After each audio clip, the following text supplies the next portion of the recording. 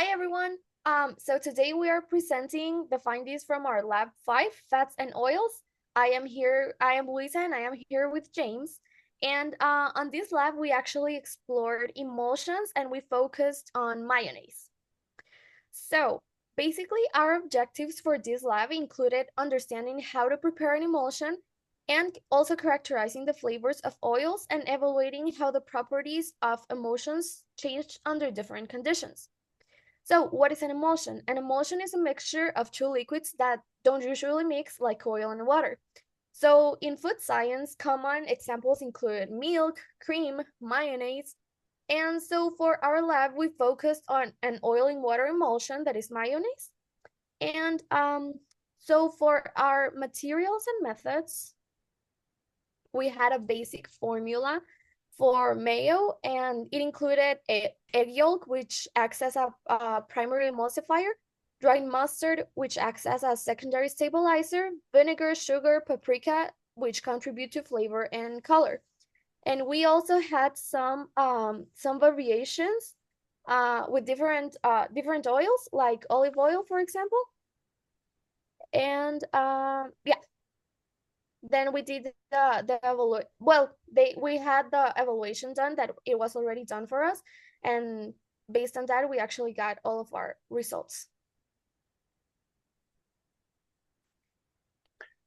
So the first results that we'll look at were some separation properties, and these were evaluated using a time to break test, which is when the substances within the recipe are mixed and then they're allowed to sit. And the time that's taken for them to separate is recorded as the time to break. So if we look at the results, the hand mixed mayonnaises, the olive oil, corn oil, and canola oil, they all had between 200 and 300 seconds, whereas the electronic mixer and the store bought one didn't break at all. And then the second test was the line spread test, which you can see a picture of on the right side, where the substance is poured into the middle of a series of concentric circles, and then it spreads. And the distance that it spreads is measured at several points, and then it is averaged. So we can see that with the olive, corn, and canola, they just in this picture, the way they're lined up, they were gradually decreasing in amount of spreading. The electric mixer was even less, and then the store bought mayonnaise didn't spread at all. It was just blobbed in the middle, and it just sat there.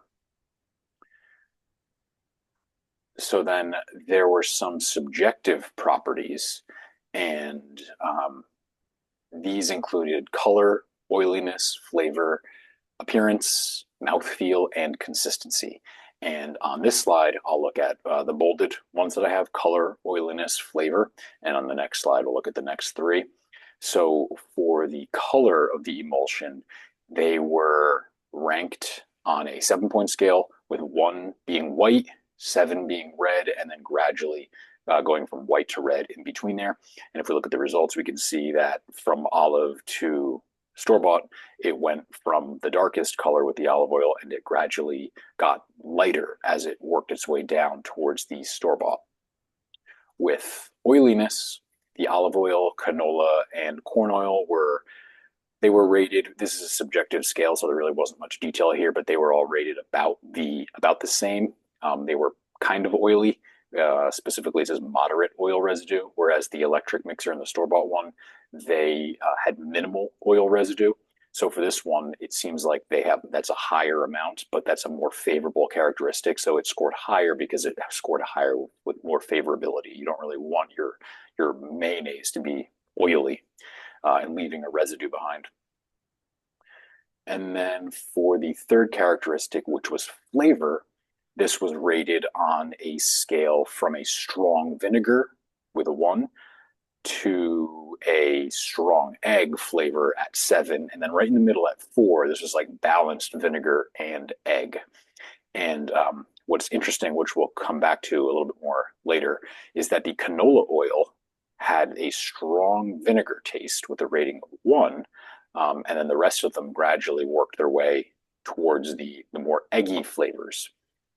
But the canola, which we'll see in a minute, was actually the most preferred flavor. So it seems that people preferred the strong vinegar flavor. So then the next group of subjective properties we had were appearance, consistency, and mouthfeel. So with appearance, this was at looking at a microscope slide, and this was this was looking at how large the droplets were and how uniformly mixed they were. So the olive and corn, they had small droplets that weren't as uniformly mixed. The canola oil had a little bit more uniformity.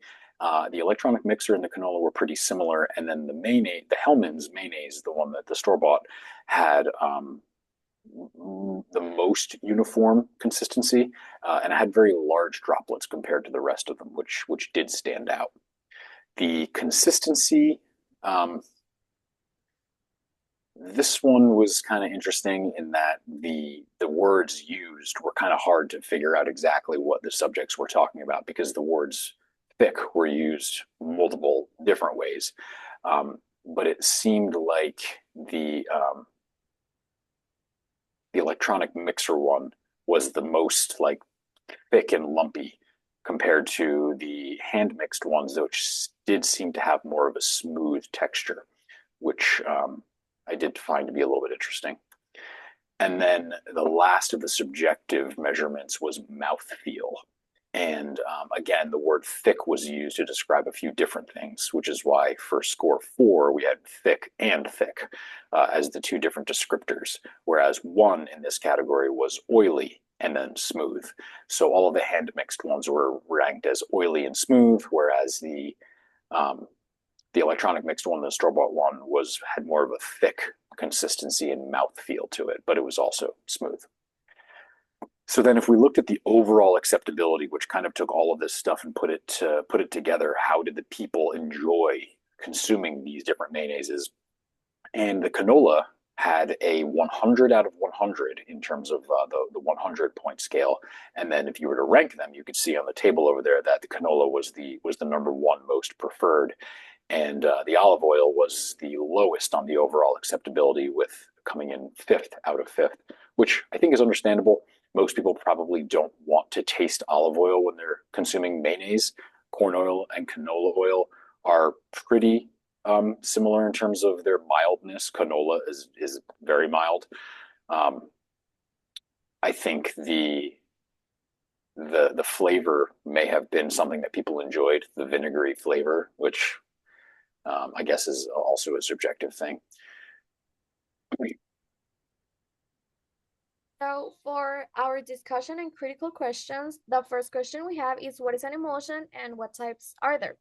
So as I was saying before, an emulsion is a mixture of two immiscible liquids where one liquid is dispersed as small droplets within the others. There are different types of emulsions. We have oil in water like milk, cream, and mayo, water in oil like butter and margarine. We also have multiple emulsions like the ones used in cosmetics and pharmaceuticals. And we also have micro emulsions like the ones used in drug delivery systems and enhanced oil recovery. The other question is what is the role of dry ingredients in mayo and what about the egg yolk? So the different ingredients obviously play a different role in the mayo. In the case of the salt, it actually enhances the flavor and balances the tanginess of the vinegar. Sugar can also contribute to the flavor complexity.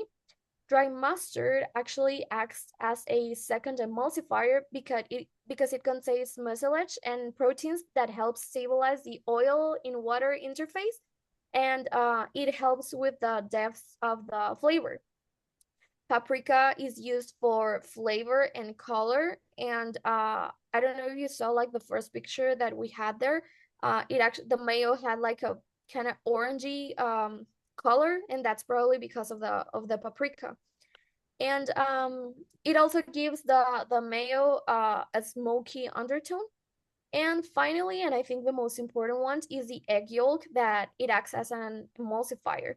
Um, because of the lecithin, it stabilizes the oil in water mixture, and it also acts as a thickening agent. And the proteins that enhance the viscosity, and they also create that creamy texture that mayo has. So then the next questions we'll look at here. The first one here on this slide says, what do different oils do to the stability of mayonnaise? And the oil type can affect the stability of emulsions such as mayonnaise based on factors like fatty acid composition and the oil's potential to oxidize.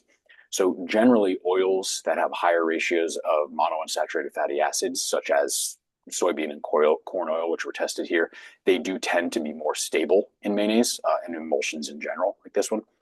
And the potential to oxidize is a factor that could affect the stability in that oils that have higher ratios of polyunsaturated fatty acids may oxidize faster. If they're oxidizing faster, that can result in a faster time to break, which could then create a less stable emulsion.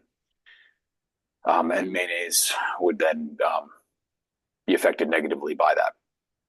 Which oil was the most acceptable? As we mentioned when we are looking at the results, the hand-mixed canola oil was the most acceptable with a 100 out of 100 score and a ranking of 1 out of 5. And then how can we repair a broken emulsion? And there are a few different things that we can do. You could add an additional emulsifier, such as fresh egg yolk. The egg yolk contains lecithin, which is the emulsifying agent. We could add a small amount of liquid, like water or vinegar, and this is going to create a new aqueous phase for the emulsifier to work with. Or you could just whisk it or mix it back into being a mixed solution or a mixed compound again. Any of these would work. It kind of depends on the situation that you find yourself in.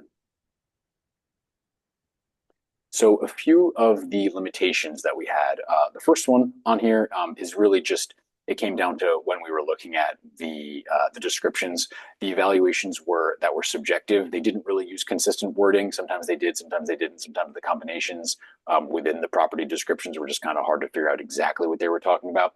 But honestly, this didn't really make all that much of a difference because the purpose of all of this was to create trends and allow us to compare trends. And it actually did a pretty good job of doing that, as we saw by the data. And then the second one, which isn't really a limitation, it's just kind of where this, how we could have expanded a little bit more on this topic, was using a different variety of oil types in the mayonnaise production. I think doing something like avocado would have been really interesting because avocado oil is just really popular right now, and it's super useful because it does have a pretty wide variety of, I mean, it has a super high smoke point, it has a pretty enjoyable and mild taste. It spreads really well, so I think that would be really interesting. But also soybean oil would have been interesting because soybean oil has the highest lecithin content of all of the oils, so having even more emulsification properties may have been interesting in seeing how it compared to some of the other mixtures. And so for our conclusions, when using fats and oils in cooking, it is important to choose the right fat and oil because certain factors actually dictate how appropriate the food prep applications would be. So for example, the smoke point in the fat and oil can determine what temperatures you can use, and these can be helpful for the cooking method. So for example, if you're going to fry something, you need an oil that has a higher smoke point instead of, like, for example, olive oil that its smoke point is not that high. Also, the melting point in water content determines the usefulness in baking. And finally, plasticity. Oh no, I'm sorry. Plasticity and spreadability need to be considered when the fat or the final product texture is also important.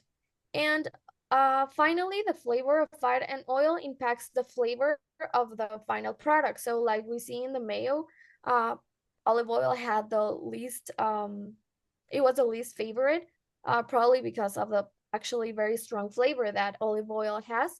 And all of these factors can actually influence how the emulsion actually works and how it is accepted. Thank you. There it is.